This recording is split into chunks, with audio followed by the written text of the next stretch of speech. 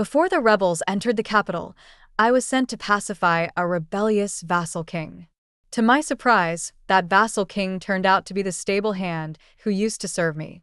He slowly took off my shoes and asked, "Which foot stepped on my back then?" Resolved to face death, I answered, "Both." "Oh," Shin Shiyu held my foot in his hand, gently rubbing it. Soft as boneless. "Tell me, what would happen if I crushed it?" I was the daughter of the Grand Commandant. Born at the wrong time. I had been pampered all my life, just about to reach marrying age, when the world plunged into chaos. 18 vassal kings rose up one after another, all eyeing the capital like wolves. The fiercest among them was King of Yen Shin Shiyu. He was a rising star among the vassals, capturing dozens of cities in a single month. Now, the Yen army had camped just 10 miles outside the capital. Shin Shiyu had once been a penniless nobody, nearly starving to death on the road while fleeing famine. The old king of Yen took him in, gave him food, and even made him a son-in-law. A few years later, Shin Shiyu killed him, took his place, and transformed into a cold, aloof nobleman, the new king of Yen. He played the role so well that people actually believed he was the polished heir of a scholarly family. But the high officials in the capital knew better. Every envoy he sent for negotiations was nothing but a thug in silk robes. He was a bandit in a refined disguise. In the heat of midsummer, no amount of scorching sun could chase away the chill in my heart. Just a quarter of an hour ago, Father came home from court, sat holding his tea for a long time, not saying a word, just sighing nonstop. Mother nearly cried herself breathless. "My poor baby Huan is so delicate. She gets sick from the slightest breeze.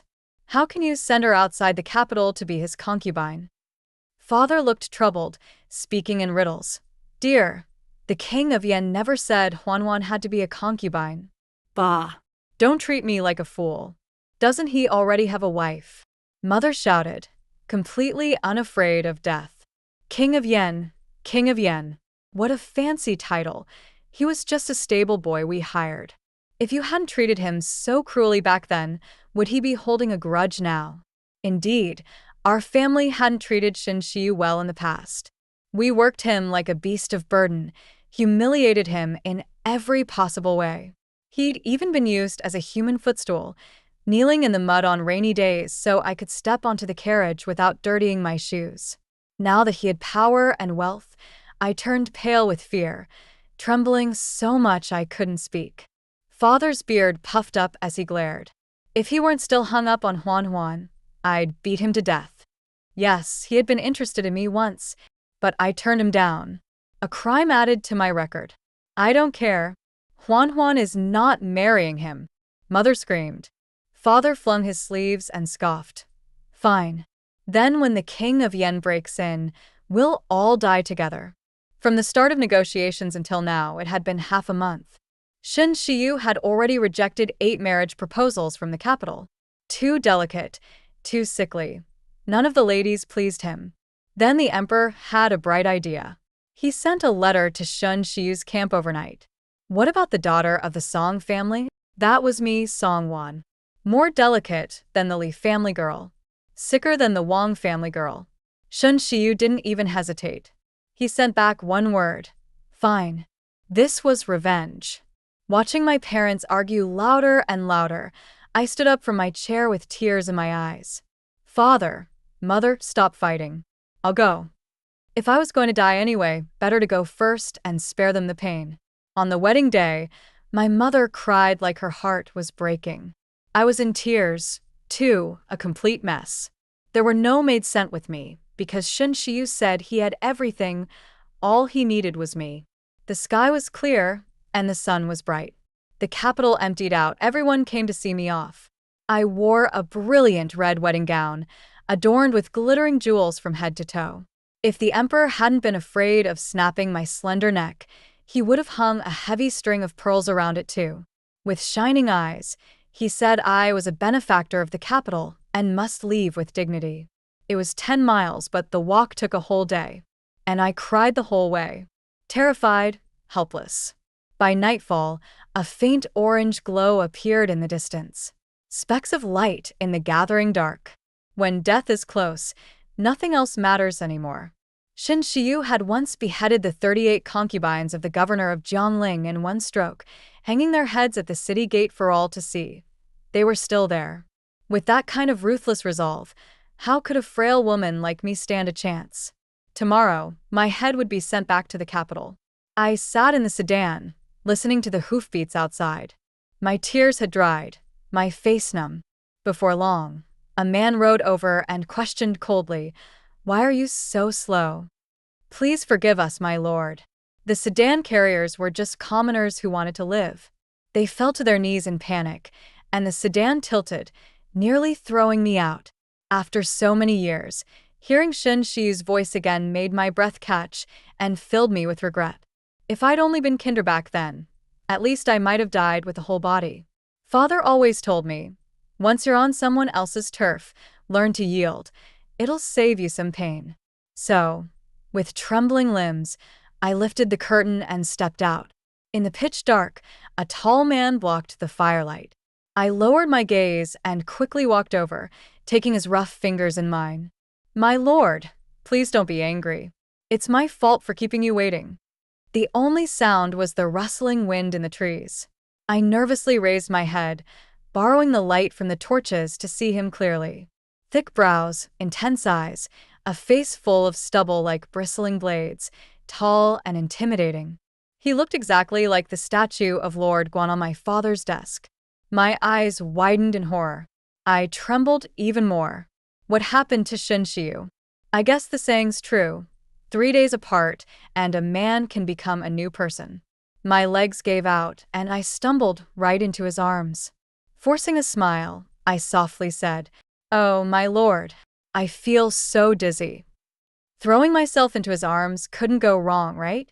But then, a mocking voice came from not far away, cool and indifferent. "What now? You've taken a liking to one of my subordinates." That familiar voice rang out from not far away, sending a chill down my spine. Years had passed, but even in the pitch-black wilderness, I recognized Shin Shiyu at a glance. He wasn't thin or overly built, just the right physique, tall and upright. His voice had a habit of rising ever so slightly at the end of each sentence, sounding like a sinister tease. Back then, he had hoisted me over the wall on his shoulder to pick the first ripe spring peaches. His shoulder was stained with mud, his eyes filled with tenderness. But now, everything had changed. Shin Shiyu finished speaking and walked away without looking back. It suddenly hit me that my earlier blunder could very well cost me my life, so I gathered my cumbersome wedding gown and clattered my way into the military tent. "Husband, I was wrong." The white candle flickered gently. The room was simple and austere. The only splash of red was the wedding dress I wore. Shin Shiyu had no intention of marrying me. As expected, I came to be a concubine. Trembling, I knelt beside the bed, not daring to breathe. "Lift your head." His voice was like pearls falling on jade, refined and elegant, wrapped in an air of innate nobility. But the tone wasn't kind. I timidly raised my head. The first thing I saw was his flawless, elegant robe in celadone blue. Then came the jade belt cinching his narrow waist, and a jade-colored tassel draping between the soft bedding. Finally, his face. Sharply defined features, tightly pressed lips, eyes dark and piercing. He had matured, becoming even more handsome than before. The rumors weren't wrong. Now, he was no different from the noble young lords of the capital. He ignored the tears in my eyes and sat steadily on the high bed, his lips curling into a cold smile. "Does the young lady still remember how I used to serve her back in the day?" I looked up anxiously and met his calm, deep gaze. My heart trembled. Back then, Shin Shiyu never left my side. At my slightest displeasure, he would shield me from the embroidered balls thrown by the capital's noble heirs. I was willful and spoiled. Whenever I made a mistake, my father would hit him first. Because of me, Shin Shiyu wasn't just disdained by my father. He was scorned by the entire nobility of the capital. He suffered greatly because of me. But one day, as he stood in the spring rain, eyes dark and resolute, he had said, Miss, I like you. I had twisted the handkerchief in my hands, stepped back, and said, You and I are of different status. I've thought it through. We should let it go. One careless sentence had erased everything between us. The light in Shun Shiyu's eyes faded inch by inch. The next day, the servants beat him and threw him out of the residence. Those were the last words I ever said to him. And now he wanted me to serve him. I was doomed. If I messed up and made Shun Shiyu angry, I'd die even faster. What now? Don't know how. Shun Shiyu grabbed me and pulled me in, flipping me onto the bed and pinning me down by the neck. He smiled faintly, his voice chilling. You were all over that man just now, looked like you knew exactly what to do. But now that it's me, you're suddenly clueless? My face turned pale. I mistook him. Only been a few years and you don't recognize me anymore? All those days and nights we spent together. Did you feed them to the dogs? Shun Shiyu clearly hated me for abandoning him. He sneered and, with a flick of his fingers, stripped the jewelry from my body. Which foot did you use to step on my back that year? I nearly passed out from the pressure. Resigned to fate, I said. Both. Oh, Shun Shiyu slowly removed my shoes, holding them in his hand, examining them. So soft and delicate. What do you think would happen if I crushed them? I was wrong. Please, I'm begging you, begging. He trailed his hand up from my ankle to my calf, voice icy. Did you ever think about today when you threw me away back then? My feet had been well cared for, and Shun Shiyu played with them obsessively. Whenever he used a bit too much force, a red mark would appear on the arch. Help. Bracing myself, I tried to take the initiative. Maybe it'd hurt less. The matchmaker had coached me on the way here, but it was rushed, and so was my learning. After fumbling around for a while, I got stuck. The candle had burned down more than halfway, casting dim light across the room. Faced with Shun Shiyu's dark, unreadable gaze, my panic worsened. My hands went limp, and I collapsed into his arms, accidentally brushing against something unspeakable. Shun Shiyu gave a muffled grunt, gritting his teeth. Your king is quite calculating, trying to make me sterile, is that it? Half his face was bathed in candlelight. His clothes were loosened, revealing part of his neck, and he looked at me lazily. From behind his ear to his chest was a deep scar. I had once secretly watched Shun Shiyu bathe. Back then, he was breathtaking, his body strong and graceful, his skin smooth like jade. Nothing like the scarred, frightening figure tonight. My face flushed. I gently brushed the scar on his shoulder and neck. How did you get this? He smiled wryly. Thanks to you. Feeling sorry for me now. So my father really had gone that far. Does it hurt? I choked up, eyes brimming. His smile vanished. Without mercy, he shoved me under the blanket and snapped coldly. It hurts. Don't touch me. Sleep. He lay on the outer edge with eyes shut, jaw clenched. I hadn't expected him to lose his temper. Terrified, I shrank into the covers. In my dream, I returned to those years. A nobleman in elegant blue robes sat atop a chestnut horse, looking down at me. Miss Song, you and I are a perfect match. You'd best agree to this marriage, or else don't blame me if your servants start losing limbs. The scene shifted. It was a rainy night. I woke up in a dark woodshed, clothes in tatters, my body covered in bruises. My mother burst in, kicked the door open, and cradled me in her arms, sobbing uncontrollably. I couldn't remember those days clearly, only that I had fallen ill since, and every time marriage was mentioned, I was seized by fear. But when I opened my eyes again, I was beside Shun Shiyu. Dawn had broken. Shun Shiyu was already dressed. He handed me a jade pendant and told me to tie it for him. Still groggy, I mechanically fastened it to his waist, only to hear him say coldly, 3 days from now, my wife will arrive at camp. Know your place. 3. Shun Shiyu's wife was the daughter of the late Prince Yen. When he mentioned my wife, a gentle warmth slowly rose in his voice, as if he were talking about someone deeply dear to him. My heart suddenly clenched, a wave of bitterness spreading through my chest.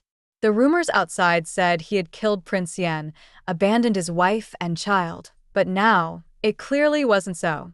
Back then, he disappeared after leaving the capital, just as the country was thrown into chaos and misery spread everywhere. I couldn't even begin to imagine how he had survived. Prince Yen had once saved his life. Shin Shiyu would never be the kind of man to repay kindness with betrayal. And now, the one closest to his heart was already the rightful wife, Yen Yu. Suppressing the sorrow in my chest, I lowered my head and replied obediently, Yes.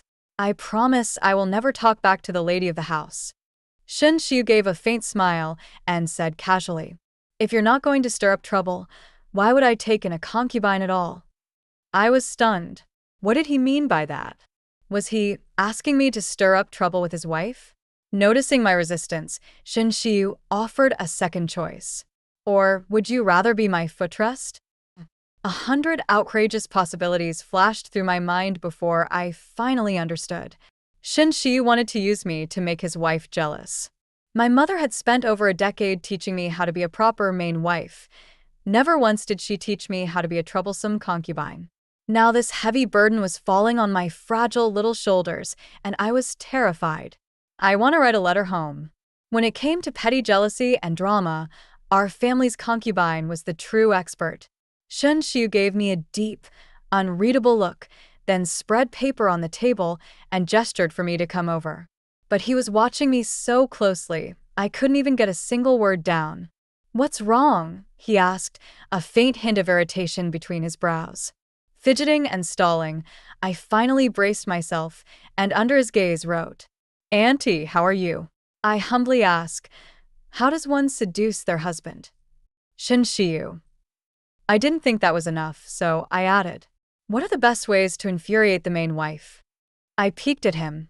Shin Shiyu's handsome face had gone rigid, and his frown deepened. Clearly, he wasn't pleased.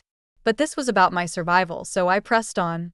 Best if it throws the whole household into chaos, makes the master dote on the concubine, and abandon the wife. Enough.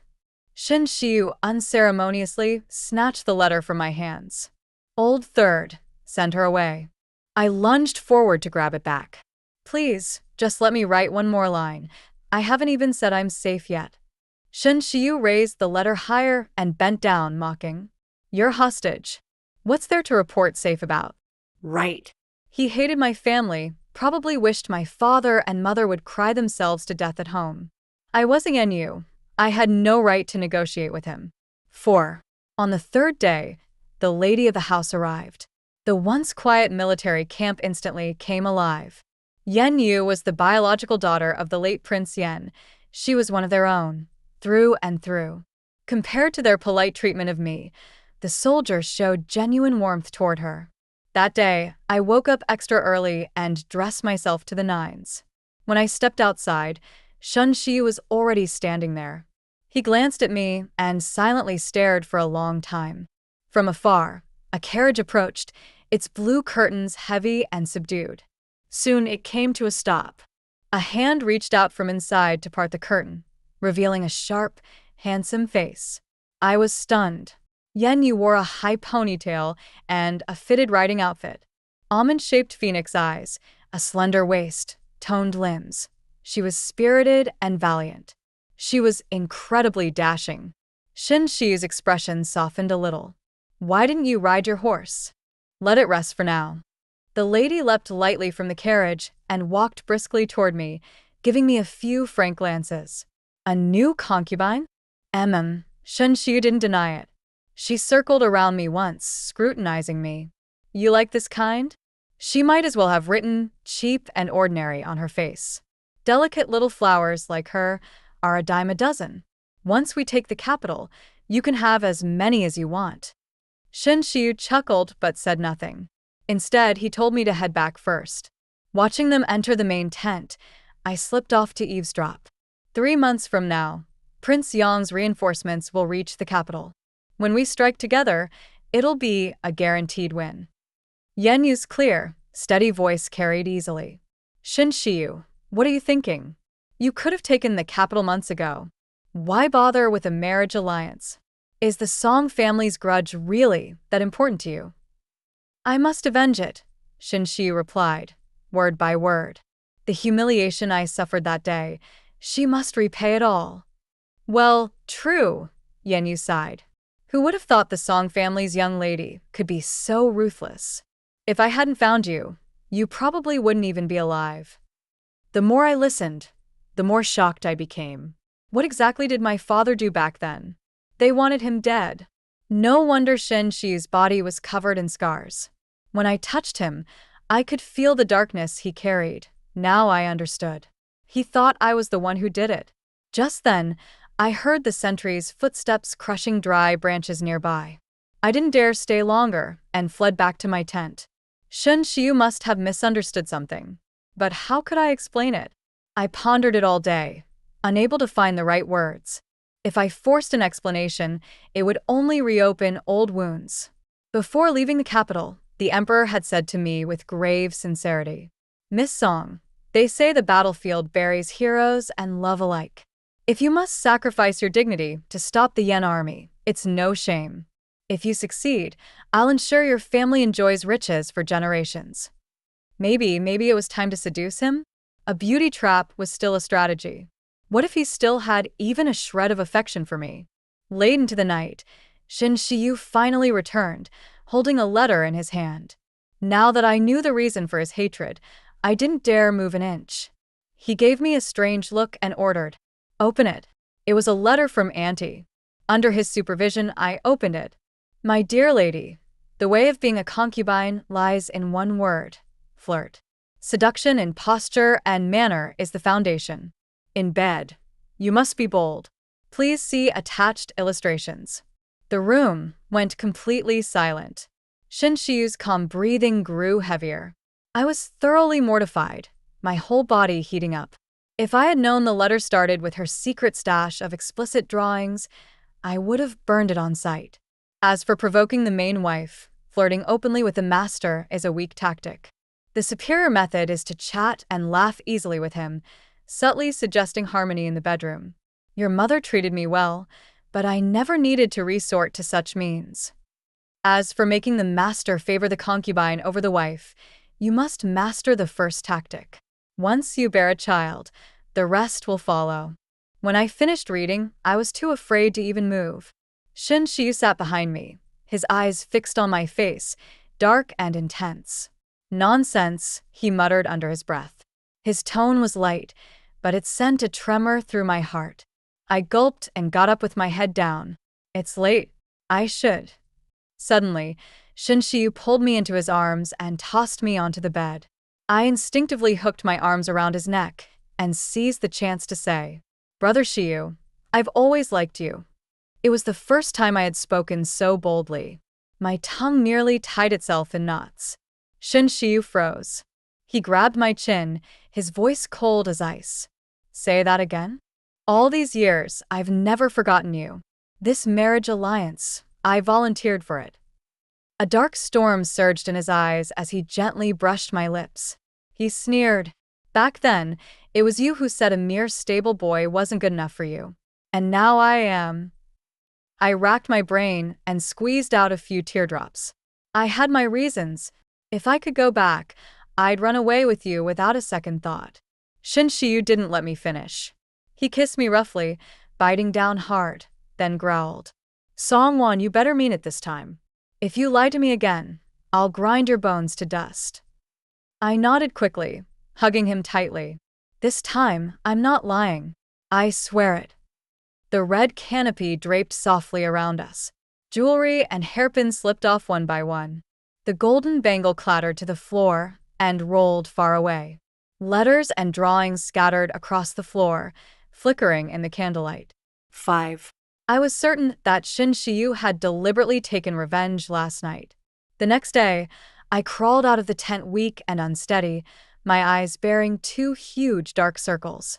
When I got out of bed, clutching my waist, I happened to meet Shin Shiyu's satisfied gaze. He curled the corner of his lips and calmly buttoned up his shirt. Stay here obediently, don't wander off. Join me and the madam for lunch this afternoon. I blushed and nodded. Shin Shiyu dug his finger into my bare foot and reminded, "Put on your silk stockings properly." I hesitated for a long time, then whispered, "The fabric's rough. It rubs painfully." Normally, I could barely tolerate the cloth here, but after last night's wear and tear on my skin, even touching it hurt. I admitted it. I was a pampered, useless fool, overly sensitive and fussy. Shin Shiyu might as well give me a good scolding. I waited silently for his anger, but instead, he turned his head and ordered the soldiers outside the tent to go buy top-quality fabric from Yuqing. Yuqing was a city he had recently conquered. Its weaving craftsmanship was unmatched. One could say, aside from the capital, Yuqing's fabrics were second to none in the world. Was the beauty trap really that effective? Hope stirred in my heart. I tentatively asked, "Husband, can we not attack the capital?" Shin Shiyu paused, glanced at me, and said, "Song Yen, focus on being a pretty vase, and leave the rest to me." I felt quite defeated. Last night's sacrifice only saved my life. If the capital must be taken, it must still be taken. Sigh. I lazily lay down until noon, then slowly dressed and made myself look as harmless as a pretty vase in the mirror. The scent of food wafted from Madame Yan's tent, along with the osmanthus sugar cake I had missed so much. I hurried inside but stumbled at the threshold. I found Yan Yu and Shin Shiyu sitting side by side. Yan Yu guarded a whole plate of osmanthus sugar cake, enjoying it heartily. "You've gone through so many years, yet you still remember my favorite," she said. A lump rose in my throat as memories flooded in. How Shin Shiyu had once scoured the streets and alleys to buy my favorite osmanthus sugar cake. Now, he still bought for the girl he liked. Only the object of his favor had changed. Meanwhile, the spot Shin Shiyu reserved for me had only plain broth and stir-fried bitter melon slices I avoided.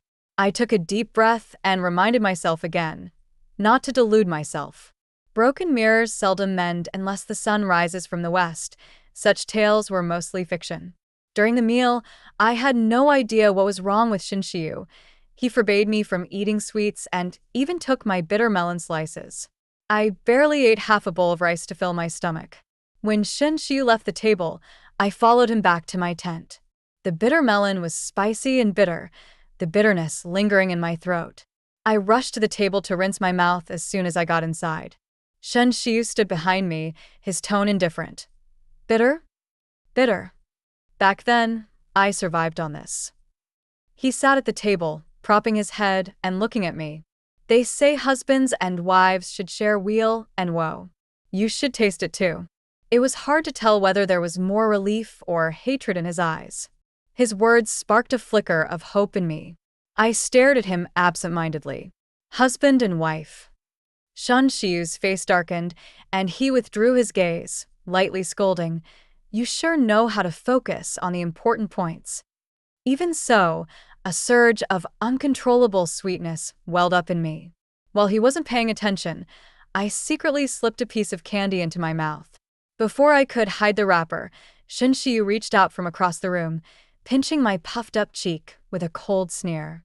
"So, Song Yen, you're this kind of ungrateful brat, daring to play tricks right under my nose?" He used his index finger to pry open my lips and pressed against my teeth. "Open your mouth and spit it out."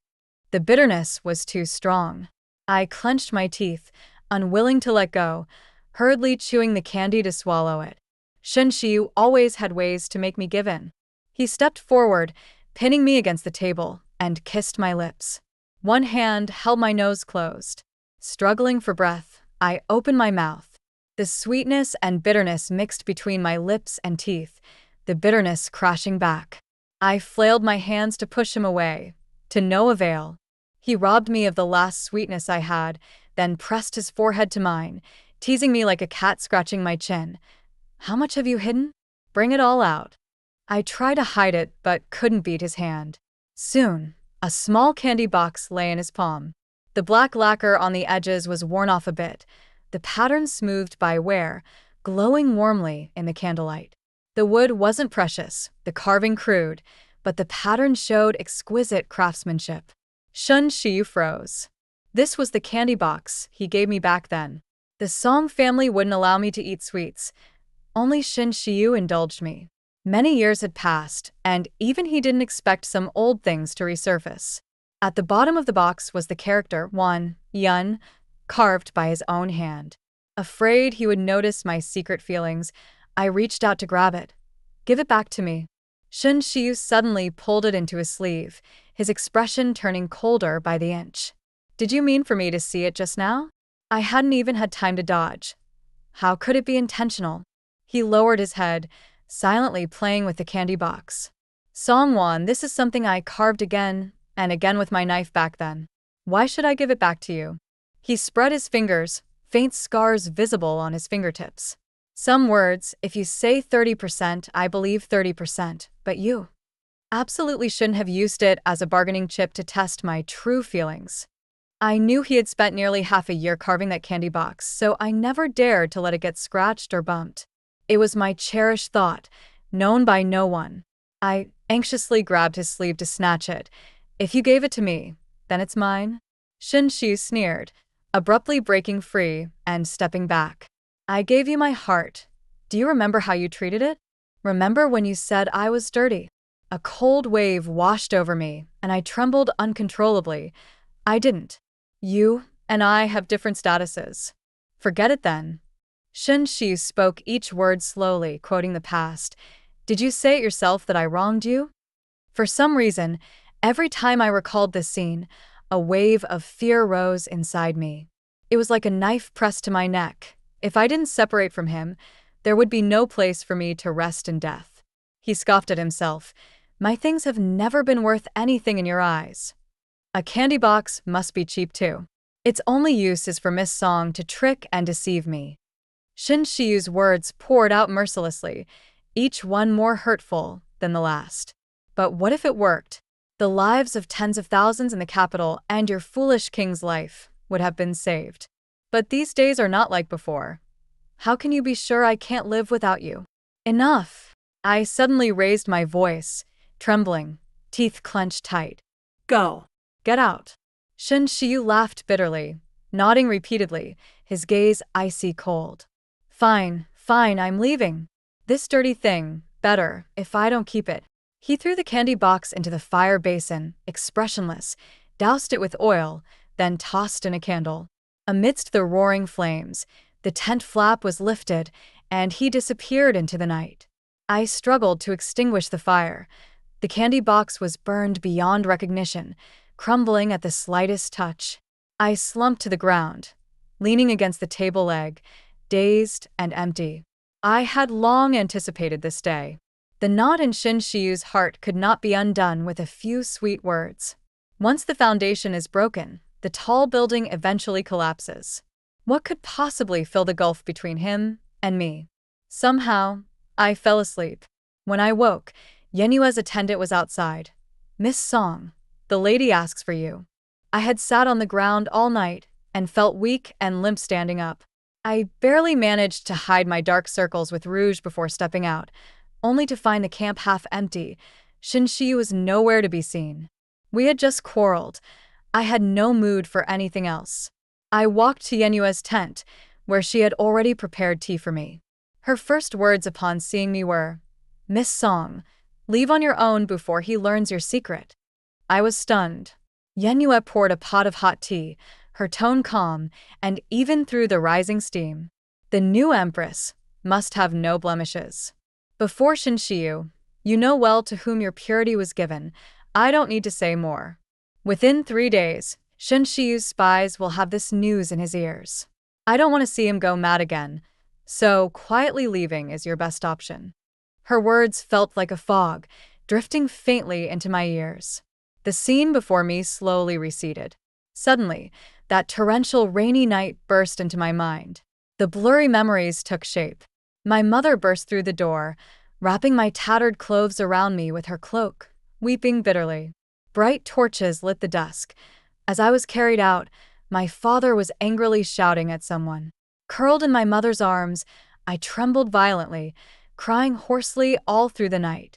The next day, as the rain eased, Shin Shiyu came riding, standing in the sky-blue drizzle, his eyes bright with light. Wan Wan, my heart belongs to you. But it was already too late. I stared blankly, numb, and spoke the words I had practiced all night. Shinshiyu, our statuses are different. Go away, we should just forget it. 6. After Shinshiyu left that year, I fell seriously ill. When I woke up, I was confused and my temperament grew even more timid. I stayed shut indoors every day. Until one day, I began to forget some things and my body gradually recovered. At this moment, Yenyue's words felt like a sharp blade, cutting through the cocoon locked inside my body. Before the bloody truth, I had nowhere to hide. Yenyue stirred the tea leaves at the bottom of her bowl. When we attacked Zhongling, the governor's concubines deliberately set a trap, hoping to cozy up to Shinshiyu. They drugged Shinshiyu with medicinal wine, thinking they'd get what they wanted. But the next day, Shinshiyu came out covered in blood, carrying their severed heads. Miss Song, the one Shinshiyu hates most in life, is the kind who starts something but never finishes it. Because of you, he went mad once. If there's a second time, no one in this world will tolerate him. Do you want to see him fail and end up with no burial place? I understood then. The stability of the emperor's throne depends on the hearts of the people. With 17 rival princes eyeing the throne, if Shinshiyu gained the reputation of a ruthless killer, that would give them their chance. Yenyue sighed. Since you've made up your mind to cut ties with him completely, there's no reason to soften and go back. I felt my soul drain out and closed my eyes weakly. People say Shinshiyu killed your father. Is it true? Yenyue smiled lightly. Miss Song, who do you think did it? Under her sharp gaze, I suddenly understood everything. Yenyue laughed aloud, her ambition no longer hidden in her eyes. My father has grown old. Instead of waiting to be eaten away by other princes, it's better to take the initiative. With Shinshiyu bearing this crime, he has no choice but to cooperate with me. And you're the bait to lure him to attack the capital. So from beginning to end, it had been Yenyue's one-woman show. Miss Song, let's make a deal. Yenyue said it was time for me to exit the stage. In exchange, she would protect my parents and send us into peaceful retirement in the mountains. I actually had no choice and no difficulty choosing. 3 months later, the weather was warm and breezy. I stood under the eaves, holding chunks of melon, watching Chu Jijo carry a bucket back and forth in the courtyard. Now we lived in a remote, scenic town surrounded by mountains on 3 sides and water on one, rich in resources and far from the chaos of war. Few people came and went, and there was no connection to the outside world. At that time, my father had dismissed most of the servants, leaving only a few guards. Chu Jijo was one of them. He used to be my father's personal attendant, living in the front courtyard. During the escape, he worked tirelessly. Hey, have some melon. I waved lightly at him, my voice soft. Since remembering the past, I had returned to my old gloomy, timid self. Whenever a stranger approached, I was like a frightened bird, trembling all over and cold to the bone. Chu Jijo was the only one who could talk to me. He was tall and slender, his face pale and smooth, carrying an air of sternness. At first, I was terrified of him, crying and begging my father several times to send him away. Until one afternoon, he passed by the window. After that, a delicate little candy box was left on the windowsill. I slowly picked it up, fiddled with it for a long time, and grew fond of it. From then on, I was willing to talk to Chu Jijo. He put down the bucket, drew water from the well, wiped it clean, then came back and took the melon from my hands, smiling.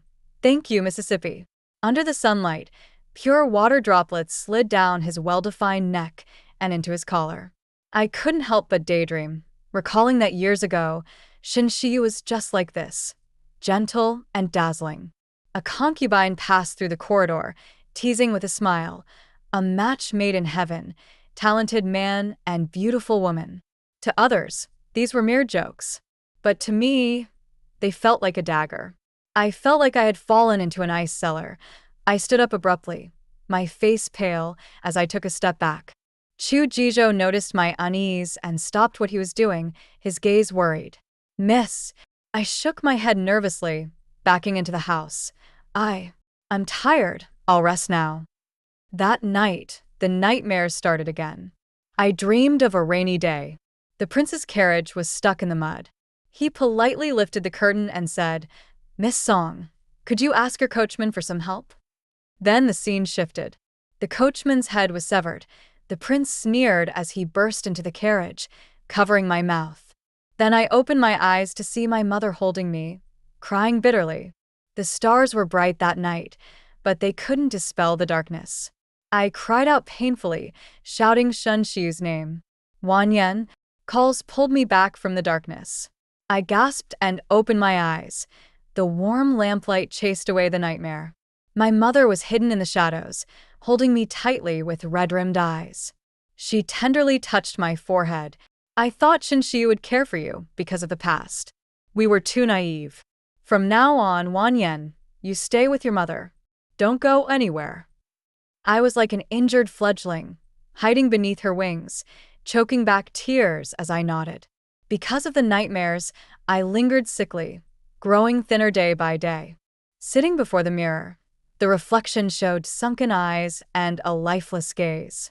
Though my mother patiently helped me apply makeup and comb my hair, she couldn't cover my haggard face. One day, my father left for a nearby town to find a doctor. He only returned at night, followed by someone. "Doctor, please help my daughter. She keeps throwing up everything she eats." The doctor was irritated, dust-covered, and slammed down his medical kit impatiently. He grabbed my wrist and said gruffly, "She's pregnant. It's normal." Everyone in the room was stunned. "What?" He rolled up his sleeves. "Pregnant. Did you not hear? I'll prescribe some medicine. Take it and come back." After speaking, the doctor looked puzzled, scanning all our faces. "Who's the father?" Silence followed his question. I hid in the blankets, eyes wide in disbelief. The doctor figured it out, stroked his beard and asked, "Abort or keep?" "Abort." My parents answered in unison. "Keep," I said. My father paced angrily. Life. My daughter's life is more important than Shun Xiu's seed." "No, it must be aborted." After that, I said nothing, sulking in bed, crying alone. That night, my mother brought a bowl of steamed egg custard, helped me prop up by the bedside. "Wan Yen, I know you're reluctant, but I'm a mother too, and I can't bear to see you suffer." I cried until my tears dried, staring out the window. "Mother, what did I do wrong? Why can't I be with the one I love?" Mother tightened her lips, trembling after a long pause. "It's not your fault. It's mine. I taught you to be honest and kind, to be good to others. You saved the scoundrel of the Wang family and ruined your own life. You said you didn't want Shin Xiu to suffer humiliation by marrying someone unchaste, so your father and I cruelly drove him out of the capital. We taught you too well, and it only caused you pain." She blew on the hot custard and fed it to me gently. "Wan Yen, Shun Xiu became emperor, but you're not the legitimate empress. How will this child, as the eldest son, live with that?" I thought of Yen Yue, ambitious and ruthless, who would never allow this child to grow up healthy. If born, it would only bring unwanted disaster. I sighed silently, the faint light that had finally appeared in my eyes dimming again. Forget it. A little pain now and I can cut ties with him completely. "Doctor, please prescribe an abortion medicine," I said calmly. The doctor sighed. Such a pity.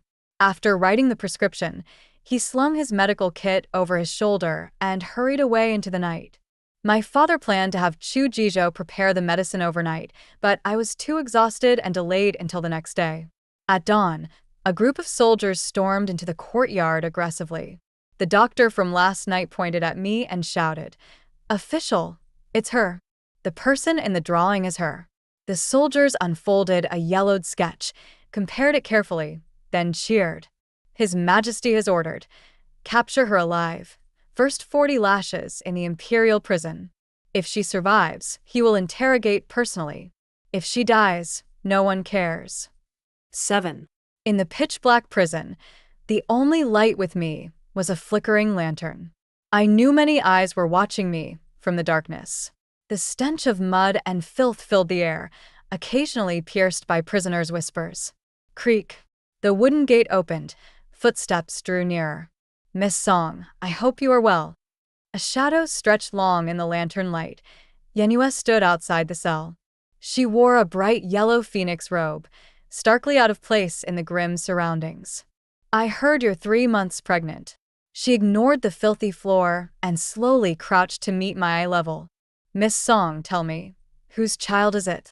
If I answered wrongly, my parents and the entire household of the Grand Marshal's mansion would never see the sun rise again. I steadied my breath, lips trembling under her gaze. It's not His Majesty's. You just left him 3 months ago. Yenua's eyes glimmered coldly, making me shiver. It's one of my servants. We got along well, and 3 months ago, just after we met, I became pregnant. Is it Chu Jijo? My throat tightened, and I closed my eyes.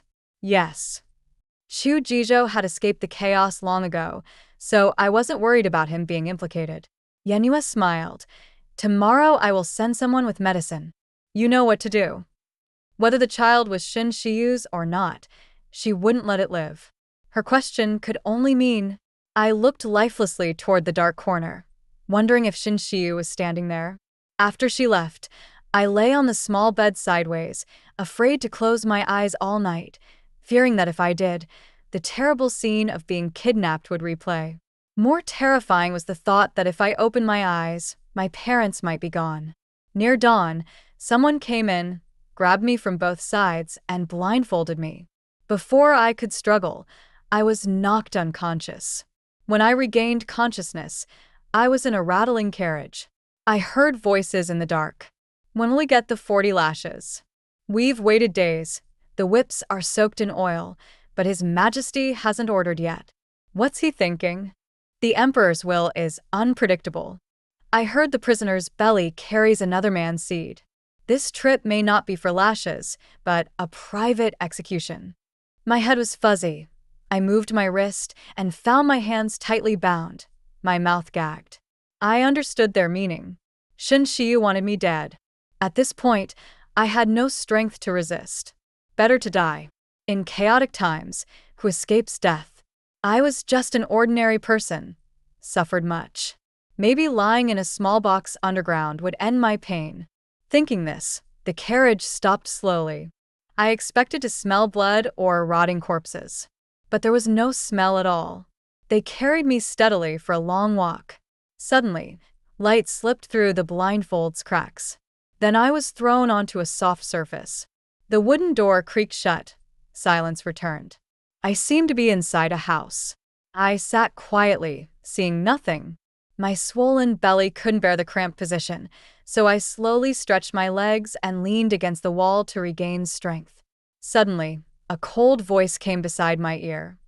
Where have you been? The voice was very familiar, very close. I felt like struck by lightning, quickly turning toward the voice. When did Shin Shiyu appear? Or had he been here all along? The cloth covering my eyes was suddenly lifted. As my eyes adjusted to the light, I saw Shin Shiyu standing in the bright glow. A golden 5-clawed dragon coiled on his chest. His clothes were more elegant than before. I was stunned, words failing me. His phoenix eyes were full of coldness and anger at being abandoned. Shin Shiyu stepped forward, lifted my chin, and rubbed my cracked lips. Speak. You abandoned me. Where did you run off to? I don't know. Yenua never told me the name of the place I was hiding. The room fell into suffocating silence. You claimed you went willingly to the marriage alliance, but that was a lie, wasn't it? His voice was low and heavy, shadowed by gloom. I was speechless. I really had left him. His tone couldn't hide his disappointment and despair. I thought you'd have a soft heart, remember old feelings even. Shin Shiyu laughed bitterly. Like me enough to marry me. Don't say that. I trembled, grabbing his robe. I like you. Enough. Shin Shiyu barked coldly, took a deep breath to steady himself. I'd rather you had refused from the start than give me sweet words only to slap me later. The candle flickered and popped. He turned his back to me, sitting on a small stool in the dim corner, his yellow robe half in shadow, his face showing fatigue. I walked over barefoot and knelt slowly.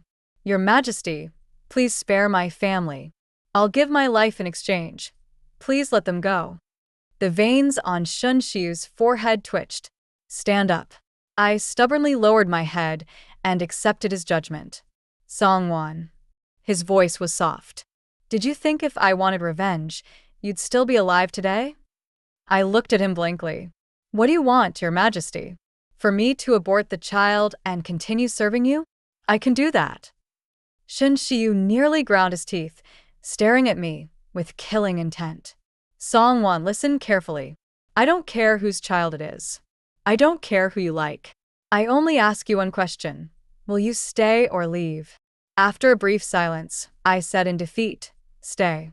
Shun Xiu suddenly clenched his fists so tightly his knuckles turned white. He stared into the pitch-black night, seeming to make up his mind. Then he turned his head, lowering his brows. Song Yan, this is your last chance. If you lie to me again, I can't guarantee what I'll do. I know. Shun Xiu abruptly stood up and took off his clothes. I stepped back in fear. What do you want to do? This expression seemed to sting him. He sneered. You know what stay means, don't you? I still have the child. I'm not that despicable. He snorted coldly, grabbed me, and threw me onto the bed. I'm not interested in someone who's 6 months pregnant yet. He lay down on the outside, pulled the canopy curtain. I sat there dumbfounded against the wall, watching him close his eyes. Come here, warm the bed. He ordered with his eyes shut. My wildly beating heart didn't calm just because his eyes were closed. Shun Xiu was right beside me, yet I couldn't control my restless mind. After a long silence, I slowly pulled the blanket over and lay down beside him. Do I need to teach you how to warm the bed? His sharp words woke me up. I should be closer to him now. He was the warmest place at this moment. I shifted slightly, gently resting my head on his arm, curling into the space under him just big enough to hold me. Then, cautiously, I placed my hand on his chest, clutching his robe. This was the most comforting way I could find. Shun Xiu said nothing more. Since regaining my memory, this was the first time I had slept beside him. That night, nightmares became faint and shallow, almost gone. In the latter half of the night, I vaguely remember crying, not with fear as before, but full of sorrow. I seemed to call out Shun Xiu's name in my dream. Someone patted my back and gently comforted me, soothing me several times before I finally fell into a drowsy sleep. The next morning, I opened my bleary eyes and met Shun Xiu's dark, dull gaze. He wore a cold expression, my hand still resting on his bare chest, which bore a few bite marks. His robe was already wrinkled from being tightly grasped. Let go. I have to attend court. His voice was hoarse with the mourning and tinged with slight displeasure. My face flushed red as I hurriedly withdrew my hand and sat up awkwardly, hugging the blanket. Recalling last night, I suddenly wasn't sure if I really called his name, or if the one comforting me in my dream was truly him.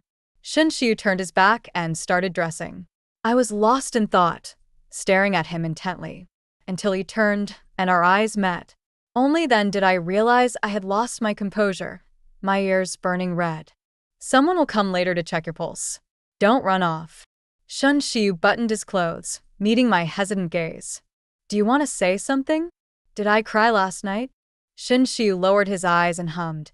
I was fast asleep. How would I know? I felt embarrassed and changed the subject. How are father and mother? Their fate depends on how you behave. Shun Xiu adjusted his clothes in the mirror.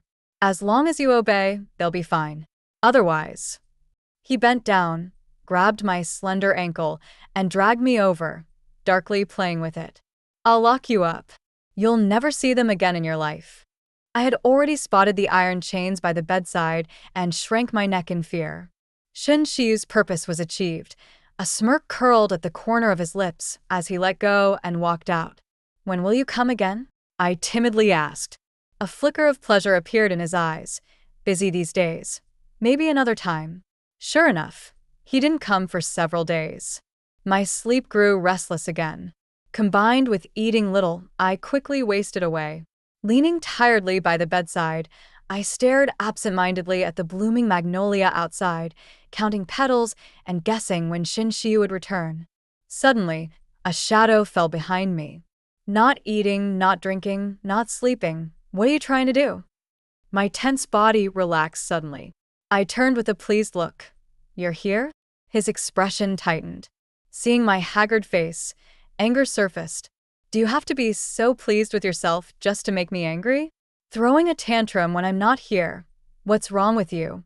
Don't you know you still have a child? I felt dizzy and stumbled toward him, pulling his stiff body closer. Don't scold me. Let me sleep a bit. Before I could finish, I passed out. 8. Third-person perspective. Yesterday afternoon, the palace residence was in complete chaos. His Majesty was holding the young lady in his arms, his face deathly pale, as he summoned the imperial physicians one after another to check her pulse. After confirming that the young lady was merely asleep, he finally breathed a sigh of relief, dismissed everyone, and when he carried her onto the bed, his hands were limp. Everyone thought the turmoil had finally settled, and they relaxed. But late that night, the young lady screamed miserably, shouting, "Wang family, help me," and even calling out His Majesty's personal name. From outside the window, one could only hear His Majesty patiently soothing her, and after a long while, her cries subsided. When he left the palace residence, dawn was just breaking. The air was heavy and oppressive, and his buttons were fastened incorrectly.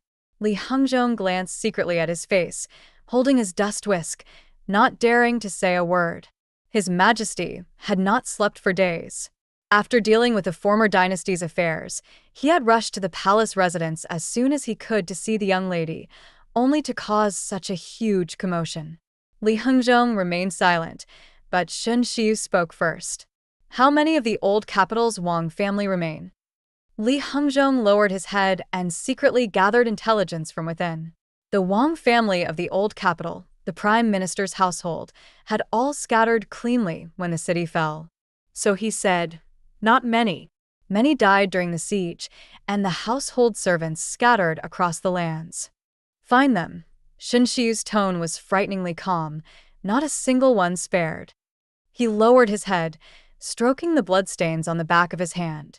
Those were from just now, scratches from Song Yan in her sleep. Her voice had been so desperate and painful, unlike anything he had ever heard. A nameless fear rose in Shin-Shiyu's heart. A few days ago, he had been woken by Song Yan sobbing. She was drenched in cold sweat, stammering his name pitifully, crying so sorrowfully. He had thought he frightened her and secretly comforted her for a long time. Now, thinking carefully, perhaps there was more to it. Years ago, when the Wang family came calling, Song Yan politely refused. After that, why was she so terrified of the Wang family's sons? Standing in the chill of early morning, his body gradually chilled through. A terrifying thought arose. Years ago, he never left Song Yan's side, except for one time. He left the capital and returned the next day, only to find Song Yan like a lost soul, cutting ties with him completely. Sometimes the truth is separated from him by nothing but thick, unbreakable hatred. Or maybe, just a thin sheet of paper. When the hatred fades, the truth turns out to be something that makes Shin-Shiyu hesitate. He unconsciously pressed on the scratch Song Yan left on his hand until it bled, making him frown slightly from the pain. His thoughts came to an abrupt halt. No, Shin-Er, a mere stable hand, rude and shameless, was unworthy of the daughter of the Grand Commander. He deserved to be toyed with, no other reason needed. He closed his eyes, tilted his head back, and took a deep breath, trying to convince himself that he'd rather believe Song Yan was just toying with him. The cold morning air filled his lungs, sharpening his mind, and reminding him just how ridiculous that excuse was. Song Yan was the first person to treat him kindly, arguing with elders for him, getting slapped, and hiding in her room to cry. He hurried to comfort her, but Song Yan instead coquettishly asked for sweets. When he left the mansion, she obediently stood under the eaves, looking at him with hopeful eyes, asking when he'd return. They had been together for 3 years. If she had never changed her heart, Shin-Shiyu didn't dare think any further. "Your Majesty, you're bleeding." Li Hengzhong's sharp voice echoed far down the long palace corridor. Shen Xiu ignored him and coldly commanded, "One day. If it's not done, bring me their heads." Li Hengzhong's heart tightened, knowing His Majesty was serious now. He immediately braced himself. Court sessions were as tedious and complicated as always.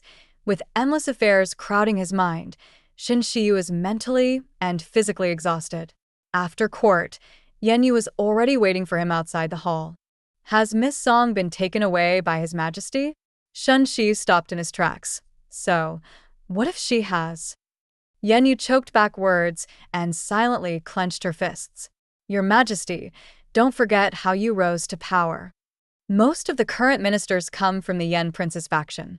Shen Xiu's position was unstable. How could he oppose her? Shen Xiu smiled, but the smile didn't reach his eyes. "Empress, you know my bottom line."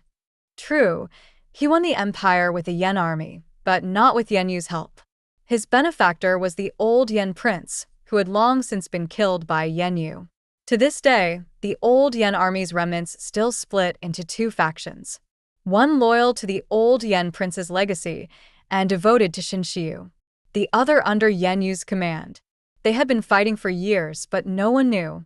In many ways, Shen Xiu and Yan Yu were more like wary enemies. He didn't mind her meddling in some matters, but Yan Yu should never interfere in who he liked or hated. Nor should she try to use favors to manipulate Song Yan. She was overstepping. Yan Yu left in a huff. Shen Xiu stood atop the high steps, and after a moment, lowered his gaze, staring at the wound on the back of his hand, lost in thought. At night, the rain began to fall. Shen Xiu was a light sleeper. Since ascending the throne, the palace gates remained open every night. The vast, silent palace city felt like a pitch-black abyss. Once you sank in, you could never climb out. Unable to sleep, he gave up trying. He sat stiffly on the dragon throne, watching the cold, desolate rain, and inexplicably thought of the days back at the Song mansion. It was cold then, too. After the rain started, he would stand under the corridor keeping watch. Song Yan would open a crack in the window, hand him a raincoat, and place a cup of hot tea in his palm, blushing as she said, "I like the rain. I want to watch it a little longer." Over time, Shen Xiu grew bold enough to secretly guess that it wasn't the rain she liked, nor the watching. Maybe she liked someone. With Song Yan beside him, the cold, rainy nights didn't seem so cold.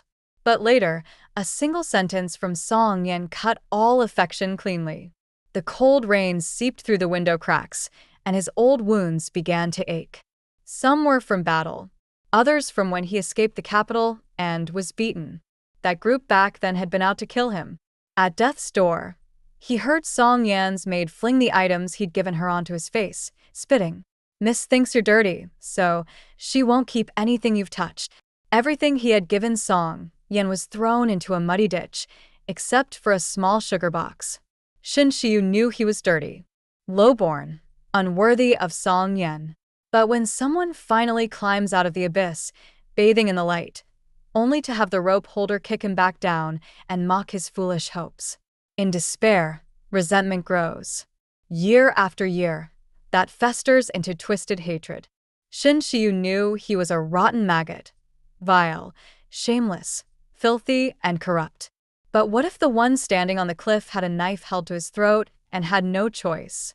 His thoughts cut off abruptly, replaced by a dull pain in his chest, like swallowing poison that never fades, offering no peace while awake. He closed his eyes, tilted his head back, lightly furrowing his brows. The brief moments with Song Yan were happiness. Seeing her go to great lengths to please him gave a sweet feeling of revenge. Then she disappeared, and he sank back into endless pain and torment. Drinking poison to quench thirst described him perfectly. Shen Xiu lightly tapped the table. His jade finger ring clicked crisply.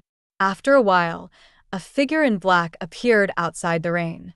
Li Hengzhong stepped out, whispered briefly to him, then came in wiping his wet forehead. "Your Majesty, we've confirmed it." He bowed low, whispering into Shen Xiu's ear. Shen Xiu's closed eyes snapped open, veins bulging on his neck.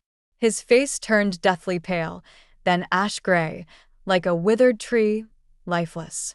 The last thin veil was pierced. The truth he had long suspected was revealed. He had to clutch his teacup tightly to hide the turmoil raging inside. "Everyone out. I want to be alone." After a while, his hoarse voice ordered. Li Hongzhong sighed inwardly, forgot even to use his title, signaled the others, and shut the hall doors. The rain outside grew heavier, beating on the banana leaves. Shen Xiu bowed his head and sat quietly. The sound felt like torture. Drop by drop it struck his heart, breaking the flesh, crushing it, exposing a filthy black core. Song Yan once joked she was a devoted person who liked something and kept it close for a long time. So Shen Xiu thought again of the burned sugar box.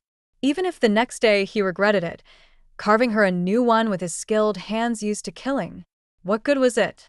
The terrible mistake was done. One after another, every one of them was Shen Xiu's betrayal of Song Yan. He had been selfish, pouring salt into her wounds after her misfortune. He was completely wrong. The one who deserved to die wasn't Song Yan, it was him. Shen Xiu shivered all over, coldness seeping into his bones. Suddenly, he coughed a few times.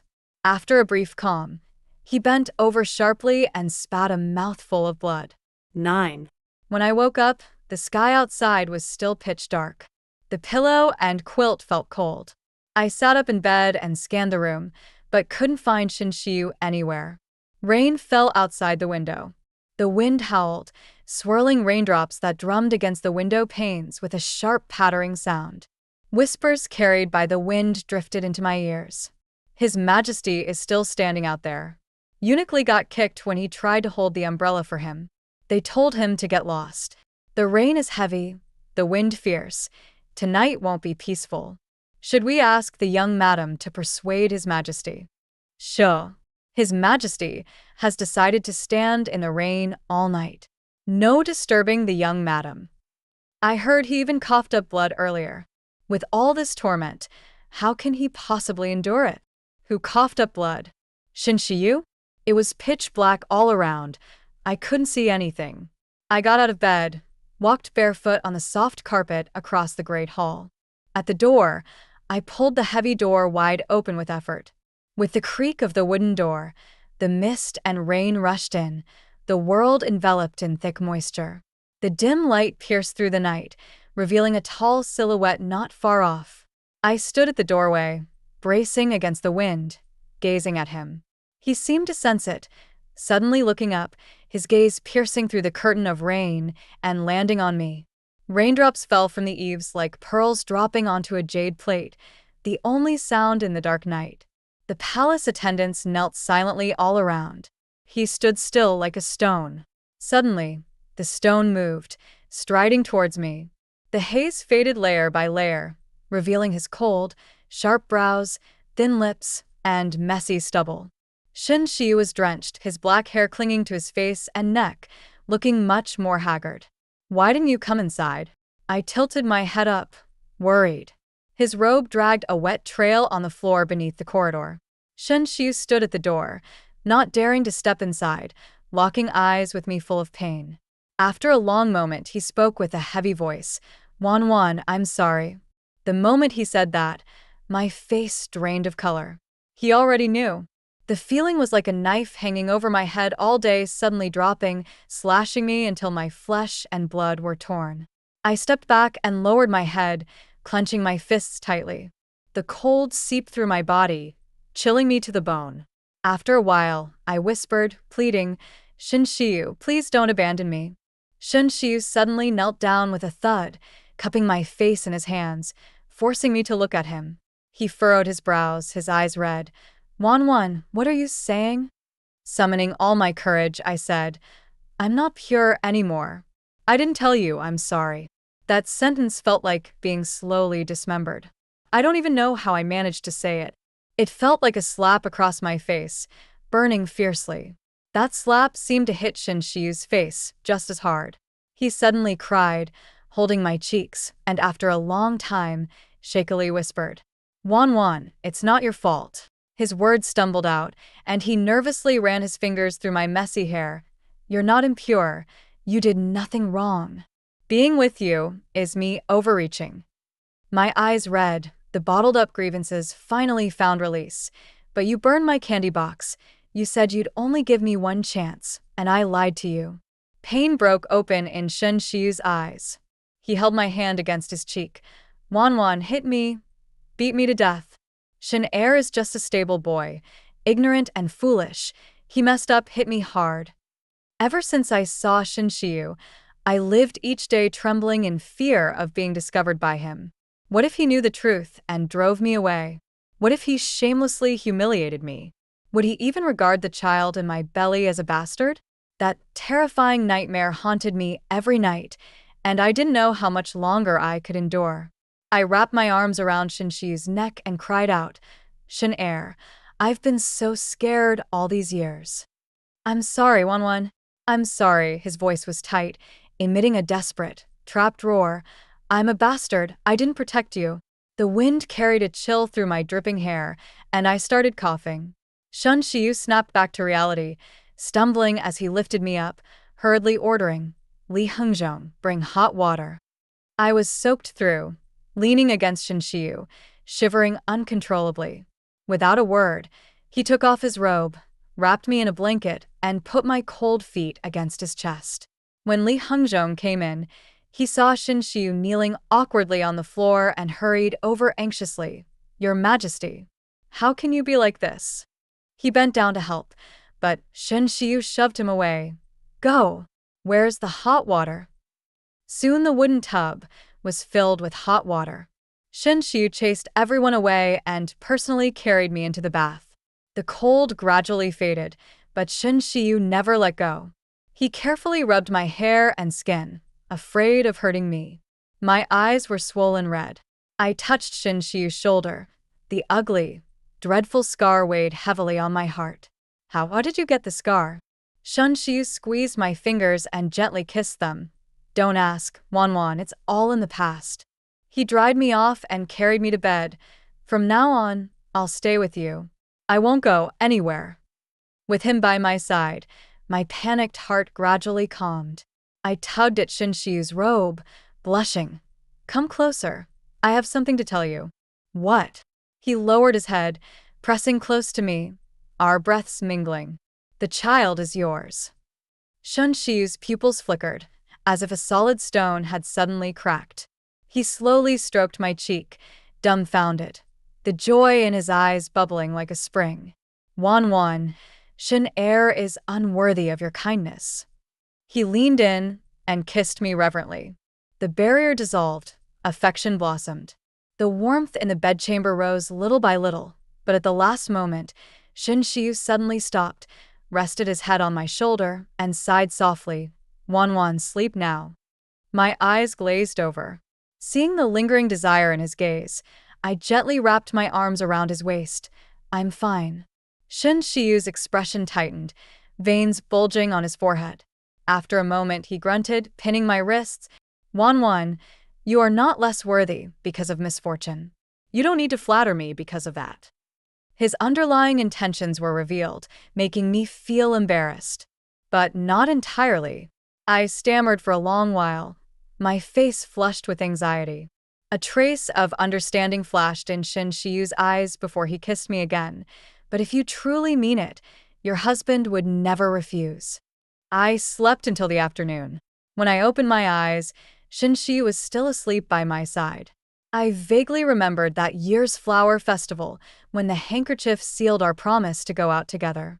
Shen Shiyu followed behind, but while he wasn't paying attention, I secretly slipped away with the handkerchief to the nearby matchmaking temple and got a fragrant sachet. It was said that if you secretly place it under the pillow of the man you fancy, he would become your lifelong companion. After Shen Shiyu found me, he carried me back to the carriage with a cold face and didn't allow me to leave the mansion for months. Later, I sneaked through the window and slipped the sachet under Shen Shiyu's pillow. I don't know if he still keeps it. Shen Shiyu hummed with his eyes closed. Wanwan, aren't your hands tired from last night? My face immediately flushed bright red. You should go to court. Your Majesty, The imperial doctor has come to check on her ladyship's pulse. Someone gently called from outside the window. Shin Shiyu's eyelashes twitched, and he opened his eyes, locking eyes with me. He kissed me, buried his head in my neck, and felt my lower abdomen. Did he kick you? It's only 3 months, too small. Shin Shiyu stayed with me a while longer, then got dressed and called in the imperial doctor.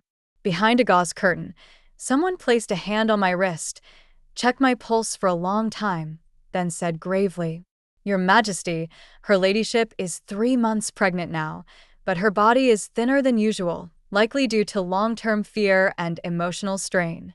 How should she be cared for? What should she eat or use?" Shin Shiyu was full of regret. Last night, I was still with her. My face burned hot. Last night, I didn't taste any sweetness. It was him who did. Why say this now? The imperial doctor cleared his throat lightly. That is not a problem.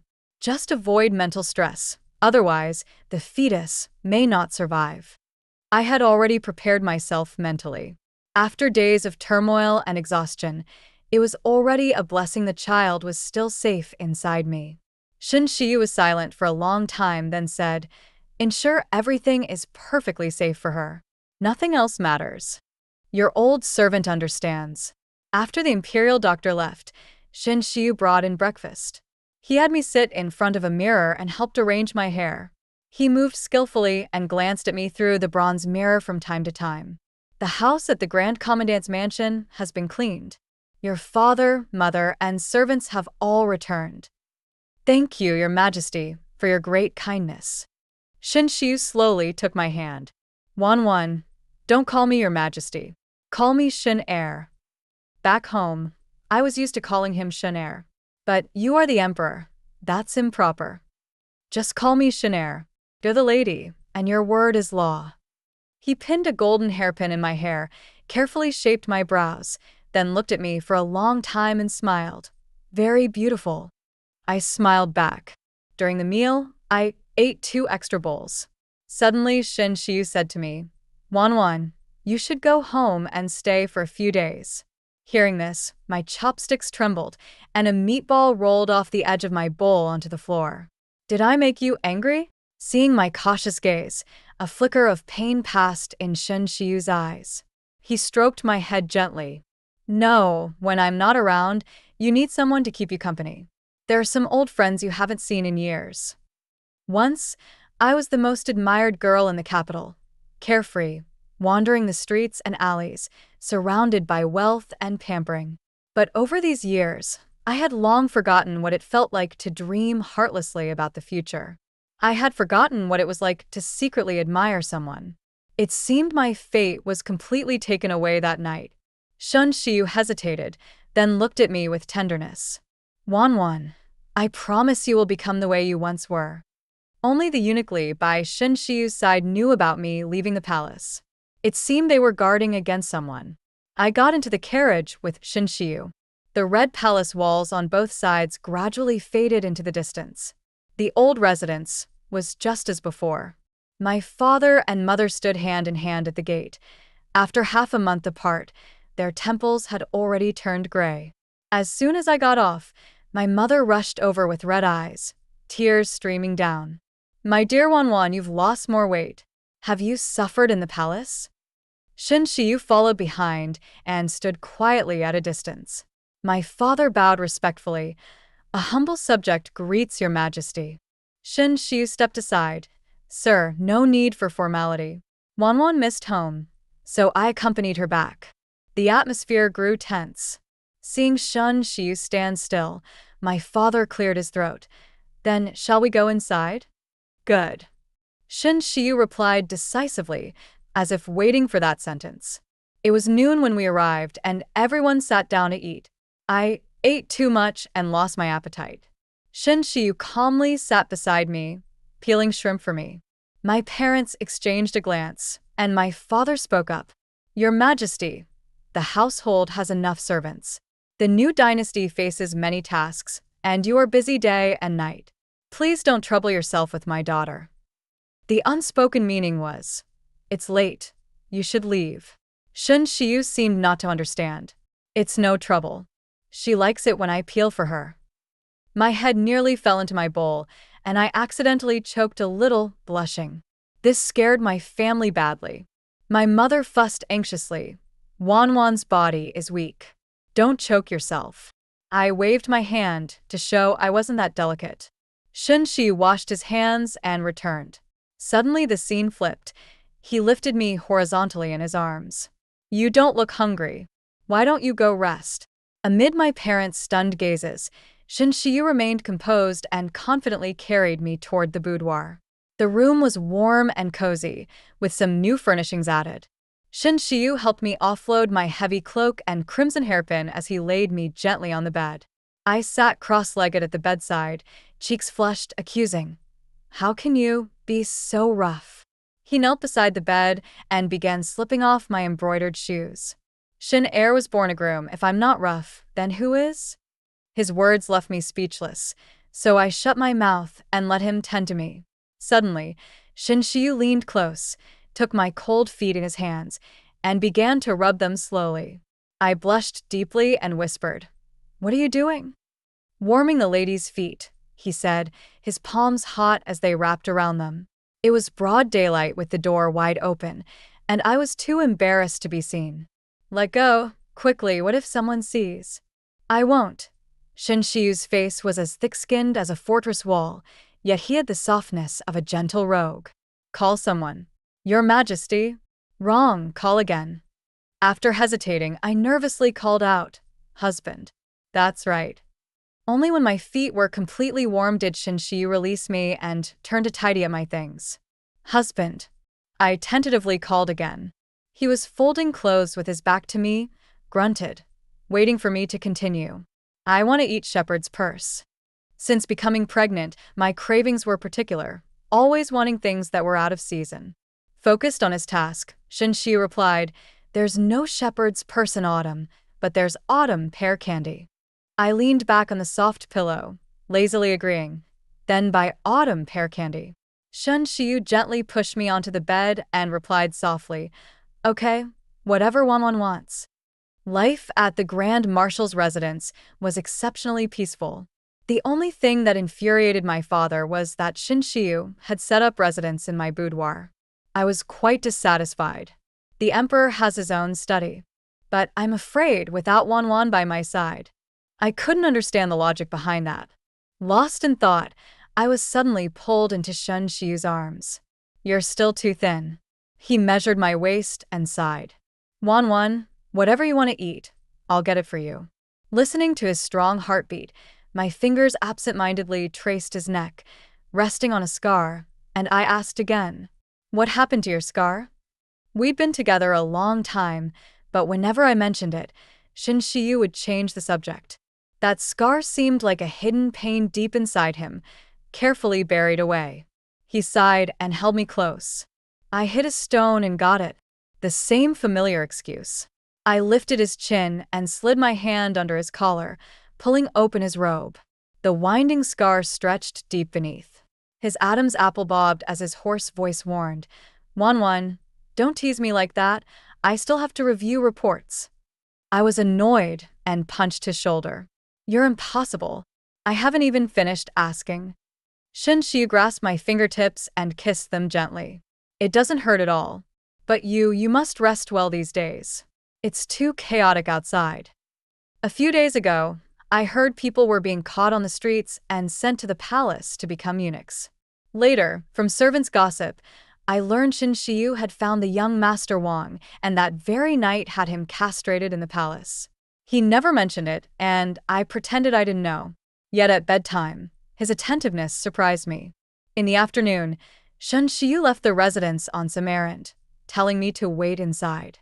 Soon, Li Hengzhong returned and stood outside, saying, Young lady, the emperor's medicine was forgotten.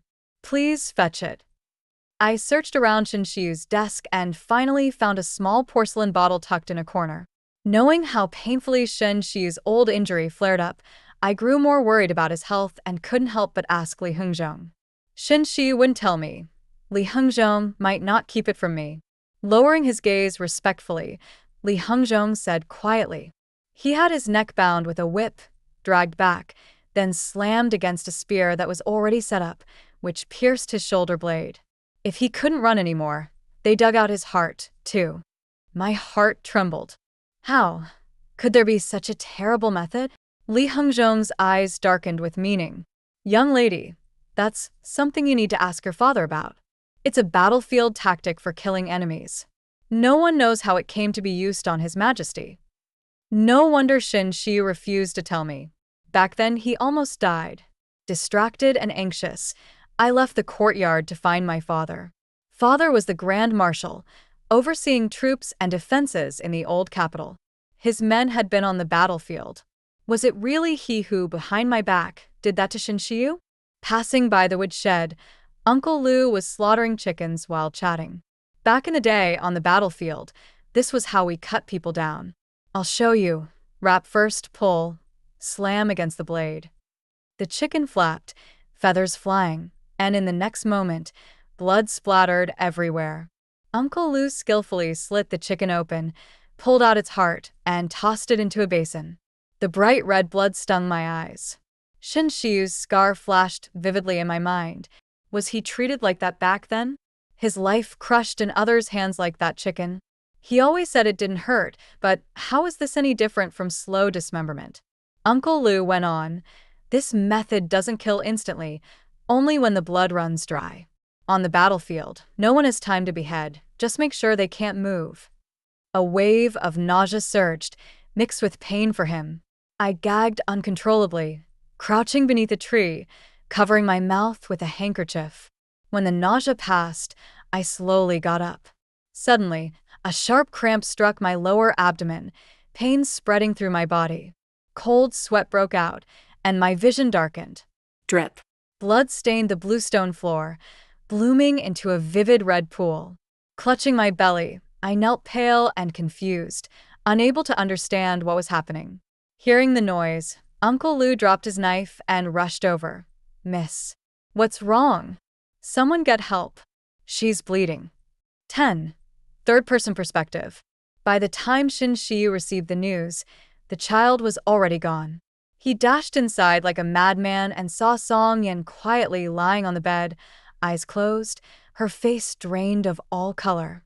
Shen Shi pushed through the crowd and slowly knelt beside the bed. His Yan, his child, what on earth happened? He had only been gone half a day, and it had come to this?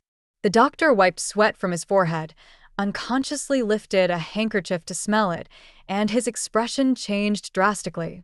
Where did this come from? Remove it quickly. No wonder the child is lost. How could you all be so careless? The doctor's words hit Shen Shiyu like a bucket of cold water. That was the handkerchief he kept with him, used yesterday to wipe Yan Yan's sweat, left in her hand. It was clearly a new handkerchief, so the only possibility was that someone tampered with it right under his watch. He had always been careful, even hiding his whereabouts from everyone in the palace except Li Hengzhong. Who could it be? From afar, Uncle Lu blamed himself. Why did I have to mention that thing? Which girl wouldn't be scared hearing about murder? It's all because of Eunuch Li. If he hadn't brought it up, would I have thought to say it? Shen Shi slowly closed his eyes, his heart sinking to the bottom of a valley. No need to ask more. Years ago, he saved Li Hengzhong, took him under his wing, and trained him to this day. He had followed Shen Shiyu through life and death for 4 years. Shen Shiyu trusted no one else but him. Yet, it turned out the deepest spy hidden by his side was Li Hengzhong. Your Majesty, Yan Yan is my life. To keep her safe, there are matters I must discuss with you. Grand Commandant Song sat at the door, finished a pipe of smoke, and walked wearily toward the study. Shen Shiyu stayed with Song Yan for a while, then suddenly rose with a cold expression, as if making a decision. By the time the discussion ended, the sun had already started to set. Shen Shiyu stood under the corridor for a long moment, eyes closed, sunlight falling on him, but bringing no warmth. The pain of losing a child came sharply and clearly. Despite all his precautions and nearly rooting out Yan Yu's faction, he never expected Yan Yu to be so desperate as to harm Yan Yan. A bitter taste rose in his throat.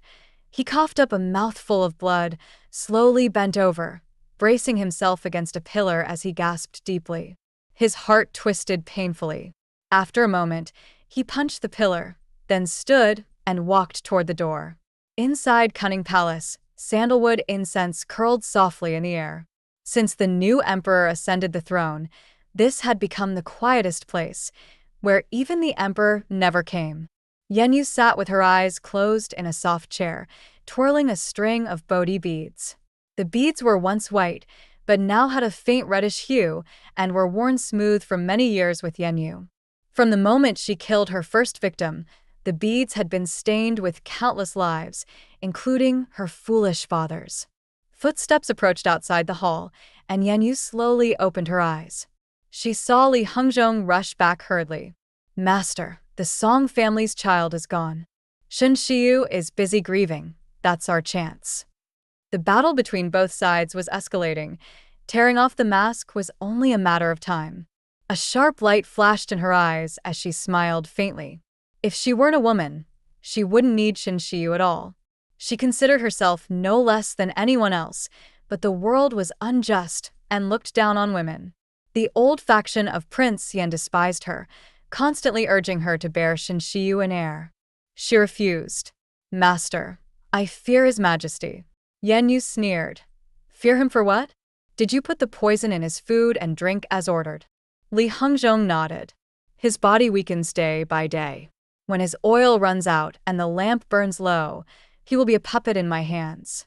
Yenyu lifted the beads, examining them against the sunlight. "Soon, I will." Bang! The main gate suddenly collapsed. The bright sunlight made Yenyu squint. Before she could see clearly, a terrible scream pierced the air. It was Li Hengzhong's, and then it fell silent forever. Yenyu turned her head and saw Li Hengzhong's body at her feet, head severed from torso.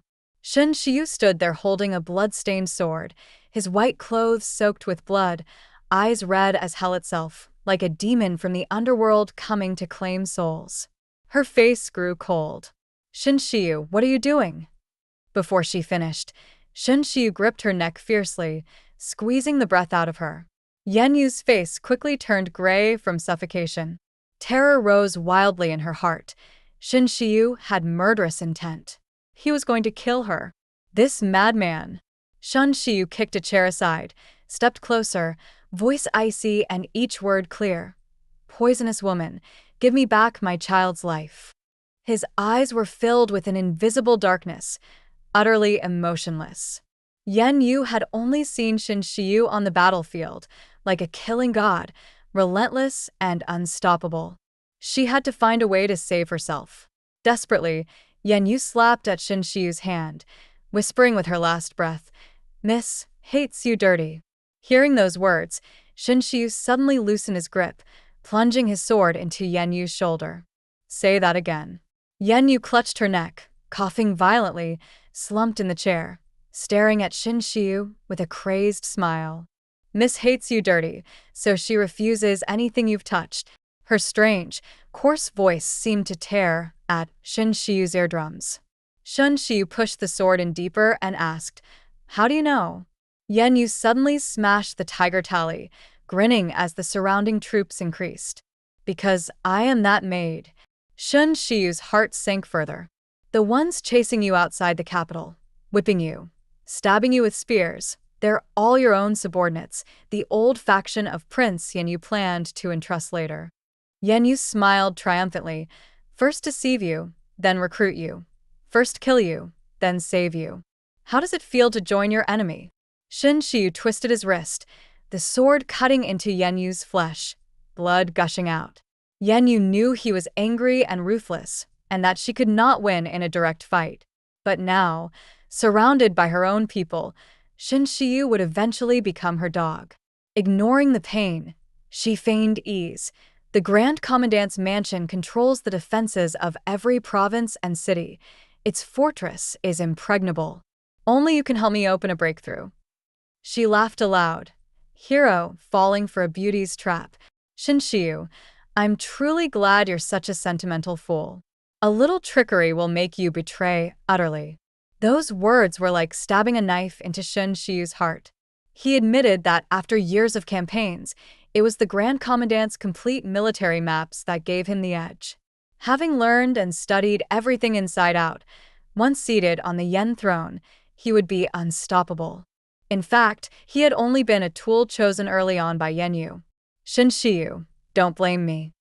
Yenyu beckoned, and someone placed a knife to Shinshiyu's throat. You've done all the bad deeds. The child's life was a sacrifice to the heavens for you. Soon, the Song family will go down with you.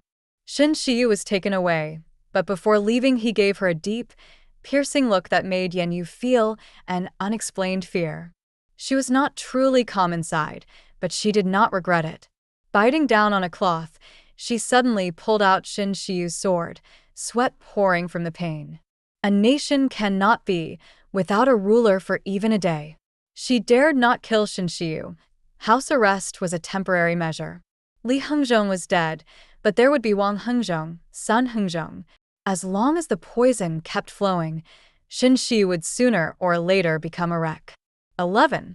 I had been confined in the inner chambers for a whole month, and my illness had mostly healed. Now, Shinshiyu had disappeared. The child was gone too. Not a single tear fell from my eyes. I sat all day in front of the door, watching the comings and goings on the street, silent. I didn't ask where Shinshiyu had gone, and no one at home mentioned him. Everything seemed to have returned to the time before I was married. Only now, the townsfolk passing by liked to point fingers at me. My reputation was even worse than the widows down the alley. Father often took his large tobacco pipe and chased them all away one by one. They would curse and mutter as they ran off. If you're afraid of being scolded, then don't go outside. Father snapped back. My daughter can go wherever she wants. Even if she sits right in front of your door, you have to keep quiet. They're unreasonable. Unreasonable. That afternoon, I went to find Father. How did you drive Shinshiyu away back then? Father looked disdainful. How else? Knocked him unconscious and dragged him off. Then tossed him onto the dirt slope outside the capital. The household servants came back after that. I told him everything Li Hengzhong had told me. Father frowned tightly. No wonder Shinshiyu hates the Song family so fiercely. Turns out someone was scheming behind the scenes. Father, I want to enter the palace. No. If what you say is true, and Yenyue is the ringleader, how could you possibly fight her? I suddenly stood up, holding back the mad hatred deep inside. Then should my child die in vain? Shinshiyu is under house arrest. Who can protect you? Father blurted out, then realized his mistake and stopped himself sharply. What do you mean?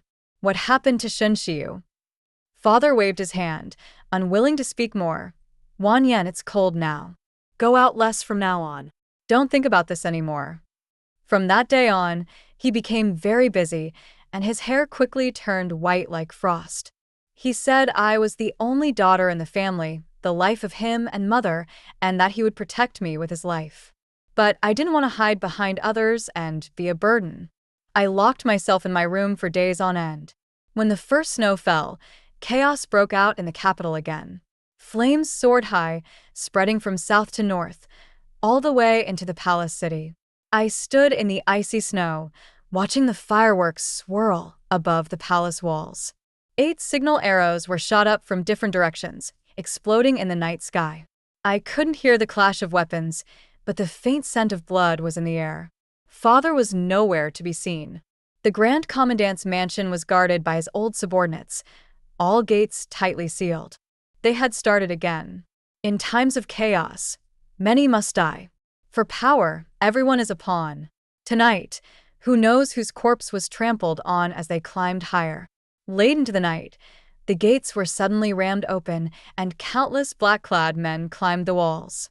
But most were severely wounded, unable to withstand the guards' counterattack. Suddenly, a gleaming long arrow shot towards me.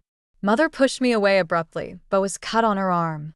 In the chaos, someone fiercely grabbed my hair and dragged me out of the Grand Commandant's mansion gate. Finally found you. Those 2 tried to lure me away and almost killed me. As long as you're in my hands, I'm not afraid of anything. I recognized the voice. It was Yenyue. Her breath was uneven, clearly badly injured. A sly fox with many tricks. Yenua's arrival didn't surprise me at all. Her grip was strong as she squeezed my neck. I said nothing, letting her drag me backward. On the empty, deserted street, soldiers from the mansion rushed over continuously, but no one dared to step forward. Yenua was defeated, like a lost dog. She pressed a dagger across my neck and shouted, "Let me go, or she will surely die." Not far away, the chaotic sound of horse hooves roared like a flood. I saw two figures covered in blood, father and Shinshiu. Behind them were thousands of soldiers who had fought all night. Wan Yen, don't move. Father wiped blood from his lips, pulled the reins, and stopped his horse, not daring to advance an inch. Yenue, let her go. Shinshiu staggered off his horse nearby, blood covering his body. He was stripped of armor, revealing his scarred torso, hands empty as he stepped forward. Yenue, I'll let you go, just don't hurt her. Yenue teased. Fine, swear it. Okay, I swear, if I break my oath, Shinshiu will die a terrible death. Yenue sneered coldly. Swear on Song Wanyan's life. Shinshiu pressed his lips tightly, silent. Yenue laughed harshly. Shinshiu, I really don't get it. There are countless beauties in the world. What can a worthless woman like her do to mesmerize you so completely? Shinshiu's face darkened, eyes flashing with fierce, cold light. If Yenue weren't holding me, he would have taken her life already. Yenue ignored him, her dry lips close to my ear. Song Wanyan, I'll make a bet with you. After you die, how many years can Shinshiu keep himself pure for you? I never raised my voice once, and her provocation didn't stir even a flicker inside me. I quietly stared at the much-weakened Shinshiu. Shin-air, can you promise me something? Shinshiu's eyes locked on me. Okay, I'll promise anything. Divorce her. The crowd fell silent. Yenue scoffed. After all, you're just a woman in the back chambers. You've coveted the empress position for a long time, haven't you? I ignored her, quietly waiting for Shinshiu's reply. Without hesitation, Shinshiu agreed. We never truly promised each other our hearts, nor did we have a real marriage. If she wants a divorce, so be it. Yenue spat and pulled me back. Enough talking. If you're done, then. Her voice suddenly stopped. Dawn broke in the east, revealing scratches on her hand that hadn't been there before. Golden light spilled from the clouds. The day had dawned. Her pupils reflected the light with a trace of confusion. Moments later, she collapsed straight to the ground, convulsing. I lowered my head mechanically, revealing a small dagger under my robe, coated with the poison Qianjiyin. Just a slight scratch, and her life would be sealed. Yenue clutched the hem of my skirt, her pupils dilated, showing reluctance. Surrounding soldiers gathered, but then Shinshiu warned anxiously, "Don't move. The dagger is poisoned. Don't startle her." Gripping the dagger with burning hatred, I knelt and plunged it into Yenue's heart. The first stab was for the Shinshiu of the past. The second was for my dead child. Yenue spat frothy blood, mumbling faintly, "I'm unwilling. Why can't women?" My eyebrows lowered, voice soft. I know it's hard to be a woman, but taking others' hearts as sacrifices to satisfy your selfish desires, you deserve what you get. Yenue twitched a few last times, her eyes fixed on me. A veil clouded them, and she went still. The night's chaos and flames dissipated at dawn. Shinshiu approached slowly, afraid to scare me.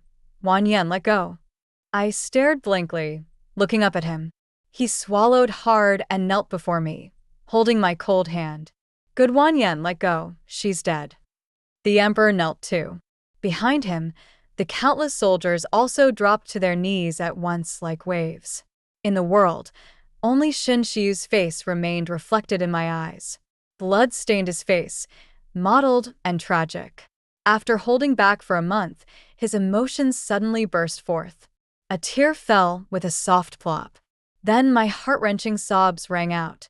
At 20 years old, I became the strongest backbone of the family. The military power in our household controlled half the kingdom. Shinshiu was 28. After wiping out the Yen faction, He became the emperor, holding real power. In just one short year, the realm suffered constant raids, the people were impoverished, and there was no strength left to continue fighting. The ministers in court no longer had the energy to argue about who should be emperor or who should control the military. Within half a month, everyone returned to their posts and worked together to devise plans for the people's livelihood. Father's face grew darker by the day. That day, he once again grumbled in front of Mother. Branching out and flourishing, all they say are the same tired words. Wanwan lost her child for him. What if he finds someone else to continue the lineage? What about my Wanwan? Enough. Don't mention the child anymore. I had just returned to the mansion from the palace to visit home when I overheard their conversation outside the door. Turning back, I saw Shinshiyu dressed in bright yellow standing under a tree, focused on weaving a willow wreath for me. Around him, a circle of flowers stood tall and straight in the breeze. It looked beautiful. I went back to him and said, "Let's go back. They're busy and don't have time to see me." All right. Shinshiyu now obeyed me in everything, just like the Shun heir of old. He placed the willow wreath on my head, smoothed my loose hair, and praised, "Wanwan, you look stunning." I touched the fuzzy wreath. I hadn't worn one in years. He had to go to the diligent governance hall later to handle state affairs, so he couldn't stay long. On the way back to the palace, passing through a small alley, a half-grown child charged into Shinshiyu's arms like a little calf. Mud-covered handprints left 2 dark marks on Shinshiyu's noble robe. The sudden turn of events stunned both Shinshiyu and me. The child's mother hurried over, pale with fright, and knelt down. "Your Majesty, forgive us. The child is young and ignorant. Please spare his life." Shinshiyu slowly lowered his head, his fingers gently massaging the sparse hair on the child's head with great care. "How old?" "3. The little calf answered in a childish voice. Shinshiyu crouched down, thoughtfully holding the child's small hand as if treasuring a precious gem. "What's her name?" "Little calf." The mother crawled over and hugged the child's waist. "Your Majesty, the child is hungry. This humble one must take him home." After saying this, she nervously tugged the child and began to walk away. Unexpectedly, Shinshiyu grasped the child's arm, seeming lost in thought. Shinshiyu's fierce reputation was well known everywhere. His mother suddenly panicked and cried out, "Please spare us." Sensing his mother's unease, the child also cried out, calling Daddy. The scene instantly descended into chaos. Seeing that he had frightened them, I gently placed my hand over Shinshiyu's and said, "Shin heir, let them go." Shinshiyu's body trembled, and he suddenly snapped back to reality, looking at me helplessly. At that moment, I saw the longing and pain in his eyes. I repeated softly, "Let them leave." Shinshiyu blankly released his grip. The woman grabbed her child and hurriedly fled, leaving only Shinshiyu kneeling on the ground and me standing there. The wind silently brushed through the narrow alley, and though the daylight was just right, it could not illuminate the depths of one's heart. After a long pause, he covered his eyes and sighed. My eyes reddened, and after a moment's hesitation, I slowly embraced Shinshiyu. I opened my mouth but didn't know how to comfort him. Before returning to the palace, I had a deep talk with Father. He said that as soon as Shinshiyu left the capital back then, Yenyu had her eyes on him. The fact that he survived was because Yenyu had planned it all along. Moreover, Father did say harsh things at that time to break Shinshiyu's hopes. With Yenyu's daily instigations and brainwashing, Shinshiyu turned completely dark. In the rainy spring days, I witnessed Shinshiyu's old injuries flare up, causing unbearable pain. Yenyu administered chronic poison to control him. Even a mild cold made him cough so hard he could barely straighten his back. If not for the final alliance between Shinshiyu and Father to completely eliminate Yenyu's influence, he probably wouldn't have lived long. He had suffered too much.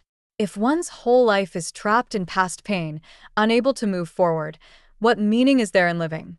13. I lived in a small pavilion not far from the Qinshan Hall. It had no name, but during the day, sunlight bathed it just right, and it was very peaceful. After Shun Shiyu finished his court duties, he would retreat here with me. Once the door closed, it felt like we were just an ordinary married couple. That night, I lit incense and candles inside the pavilion. Shun Shiyu came home under the moonlight. When he opened the door, a subtle fragrance drifted through the warm curtains that swayed gently in the breeze. I sat cross-legged on the bed, draped in a thin veil, lightly made up, barefoot with a slender waist, nothing hidden. I waited quietly as Shun Shiyu passed through the layers of curtains and stopped right in front of me. His steps were light. At the last curtain, he paused. "Wan Yu." I said nothing, only stared steadily at his shadow. His hand reached through the curtain for a long moment, then he sighed. "Wan, tonight, I will rest outside." With that, he turned and walked away. "I'm so cold." That simple sentence froze Shun Shiyu's retreating figure in place. "Aren't you coming in?" His breath quickened. His voice was hoarse. "Wan, or do you despise me for not being pure?" Before I finished, Shun Shiyu rushed into the curtain.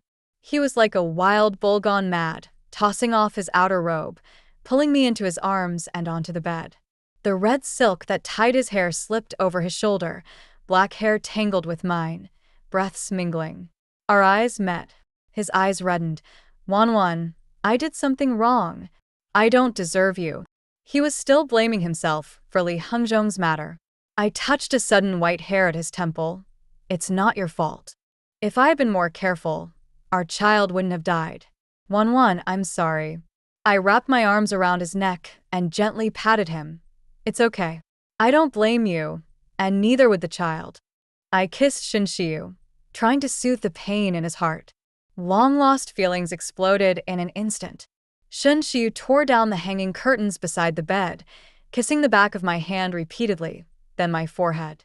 At the last moment, I tensed instinctively. Shun Shiyu understood my worry and kissed my ear softly, whispering the phrase he had repeated 1,000 times. "Wan, you are the purest girl under heaven." I held his neck tightly, closed my eyes, and let a clear tear fall. My fingers rested on the scar on his skin all night, warming with his body heat until it burned. Outside the window, the magnolia endured a night of wind and frost. Dew washed the flower buds until they glowed even more beautifully. The petals, heavy with dew, could no longer hold it. A gust of wind gathered the drops, which fell one by one into the spring mud. Sunlight streamed through the window cracks, outlining two figures tightly embraced on the bed. I shifted slightly. Shun Shiyu kissed my ear gently, warm breath filling my cochlea. "Wan. Tired." I closed my eyes and sighed, feeling helpless. "It's my fault. Shin air is bad and made you suffer." With Shun Shiyu beside me, the nightmares gradually faded away. When I woke again, the sun was high. Shun Shiyu was gone. I got up, and palace maids entered in order to help me bathe and dress. I wanted to visit my mother, whom I hadn't seen for a long time. After a simple lunch, I returned to the Grand Commandant's residence. Before entering, I heard my father's roar. He's acting without permission, rude beyond measure. I peeked quietly and saw my father banging his pipe on the table, making loud clacks. My mother noticed me and shook her head, signaling me not to go in and get scolded. "Father-in-law, I want to marry Wan." My father frowned and mimicked Shun Shiyu's voice. "Who's your father-in-law?" I froze. Could it be Shun Shiyu had already come? My mother gave him a look. "At least ask Wan's opinion. Wan is the Grand Commandant's daughter." He is Wan's true love." My mother finished the sentence. My father paced back and forth, rambling incoherently. He admitted it himself. He set his eyes on my daughter the day after entering our house. A rake. Shameless. How could I let him off easily? Suddenly, someone dragged me into a corner and covered my mouth. A familiar scent approached. Shun Shiyu smiled and pecked my forehead softly. "Why did you run out? Aren't you tired?" I grabbed Shun Shiyu's sleeve, blushing and mumbling. "Who allowed you to come to my house?" "I want to marry you." My heart jumped uncontrollably.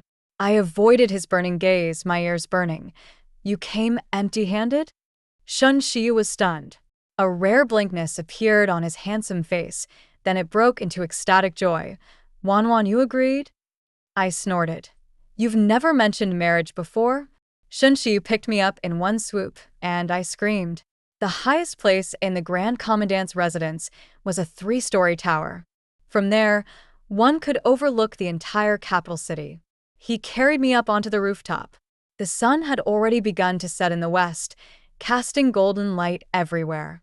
Though the kingdom had changed hands many times, the capital city still showed its old luxury and indulgence. A river cut through the city, shimmering with golden light. Soldiers in red armor marched in formation. The palace stood under the sunset, majestic and grand. Further away were rolling mountains. The wind blew through my hair as Shinshyu took a phoenix hairpin from his sleeve and skillfully pinned my hair up. Years ago, I sat before a bronze mirror and dreamed endlessly of a future with Shinshyu. My wedding dress was embroidered stitch by stitch with a soaring phoenix, which I carefully hid under the bed. I once hoped that one day he would hold my hand and lead me into the red bridal chamber, beneath scarlet quilts, where mandarin ducks would pair forever.